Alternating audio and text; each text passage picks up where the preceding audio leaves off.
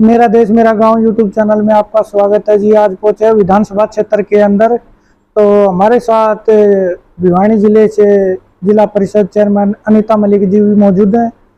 तो मलिक जी, हमारे चैनल में आपका बहुत बहुत स्वागत है जी। नमस्कार यादव जी, और मैं सभी दर्शकों को भी नमस्कार करती हूँ जी। तो आपका पूरे जिले में बहुत ज्यादा चर्चा हो रही कि आपने पार्टी छोड़ दी। पार्टी कौन सी पार्टी छोड़ी और कौन सी आपने ज्वाइन करी है? देखो जी, पहले हम भारतीय जनता पार्टी में थे और कल हमने कांग्रेस पार्टी को ज्वाइन किया है, भूपेंद्र सिंह हुड्डा जी और उदयभान जी के नेतृत्व में। जी जी जी। तो हमारे साथ कृष्ण जी भी मौजूद हैं। तो कृष्ण जी, हमारे चैनल में आपका बहुत बहुत स्वागत है जी। धन्यवाद यादव जी, और सभी दर्शकों को भी मेरी तरफ से और चेयरमैन की तरफ से बहुत बहुत धन्यवाद जी। तो आपका बहुत ज़्यादा चर्चित हो, पूरे भिवानी डिस्ट्रिक्ट, पूरे हरियाणा में चर्चित हो गए कि भाई चेयरमैन हैं पूरे डिस्ट्रिक्ट के, तो उन्होंने अपना बीजेपी पार्टी छोड़ के कांग्रेस ज्वाइन करी है।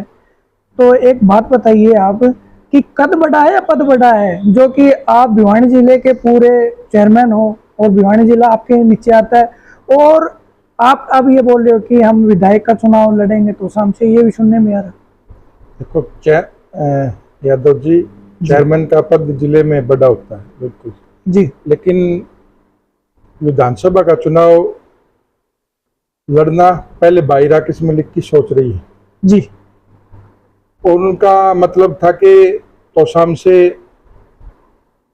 जो किरण चौधरी है, जिसके द्वारा हमारी विधायिका और सांसद जो यहाँ पर कार्य करते थे मिली भगत करके जी, उनको 2012 में बताया करते थे यहाँ भाई यहाँ गुंडागर्दी होती थी, माइनिंग के काम बंद थे जी, उनके विरोध में करके उन्होंने बार बार बता के दोनों मिले हुए हैं। लेकिन उस टाइम जनता को ये समझ में नहीं आती थी। उसके लिए उन्होंने सोचा कि भाई अब मैं इनका सारी चीजें उजागर करूं जी।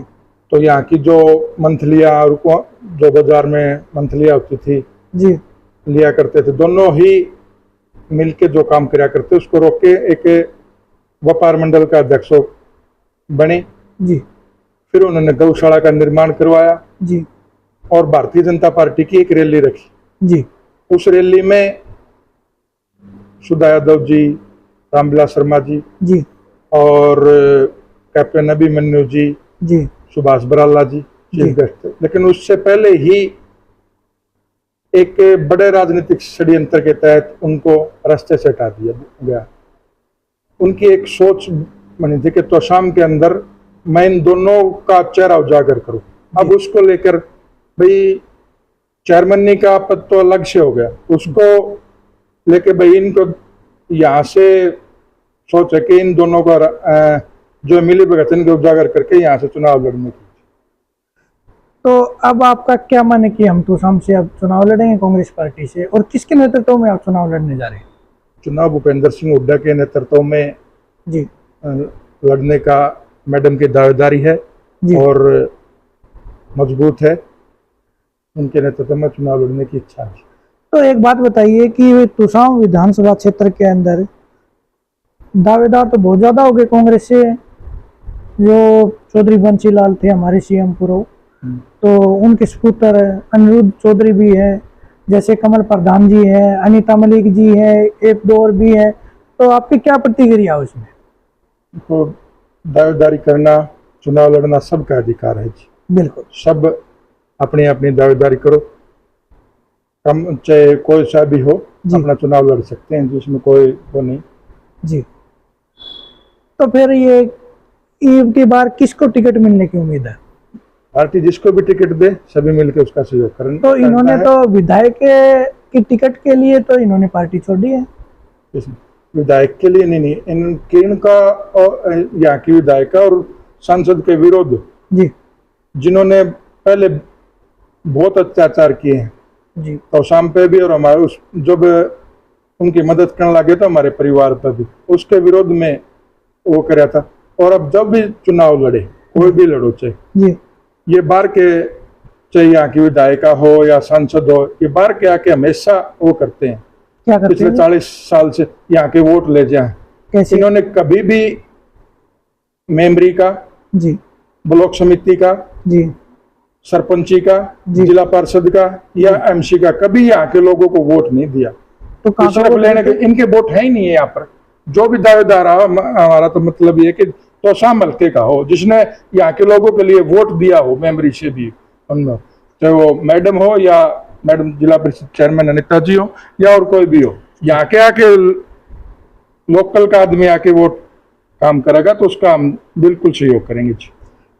तो अब ये कांग्रेस पार्टी की क्या आपके ऊपर भरोसा जताएगी कि भाई हमें उम्मीद है, हम मैडम पर भरोसा करें तो चुनाव लड़ने के लिए तैयार हैं, और किसी पे करें तो उसका भी सहयोग करें। तो आप चेयरमैन पद पे अब विराजमान हो? हाँ बिल्कुल मैडम, तो चेयरमैन पद है जी। तो आप ने क्या क्या काम कराया, तो शाम को क्या क्या काम की जरूरत थी और क्या काम आपकी करने की वो कर रखी है कि भाई हम आगे जाके ये काम करें?